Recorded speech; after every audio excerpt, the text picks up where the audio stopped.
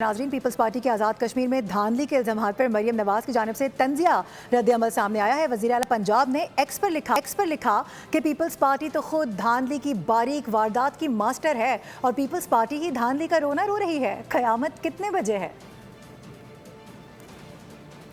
आपको बता रहे हैं कि इससे पहले लफ्जी गोलाबारी की गई है और अब एक्स का सहारा लेते हुए एक पैगाम जारी किया गया। मरियम नवाज रद्द-ए-अमल दे रही हैं। कहा कि पीपल्स पार्टी तो धांधली की बारीक वारदात की मास्टर है और पीपल्स पार्टी ही अब धांधली का रोना रो रही है। उन्होंने तंजिया अंदाज से पूछा कि क़यामत कितने बजे है।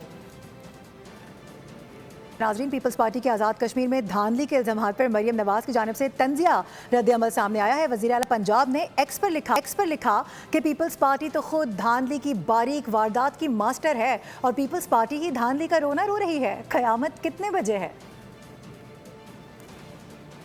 आपको बता रहे हैं कि इससे पहले लफ्जी गोलाबारी की गई है और अब एक्स का सहारा लेते हुए एक पैगाम जारी किया गया। मरियम नवाज रद्द-ए-अमल दे रही हैं। कहा कि पीपल्स पार्टी तो धांधली की बारीक वारदात की मास्टर है और पीपल्स पार्टी ही अब धांधली का रोना रो रही है।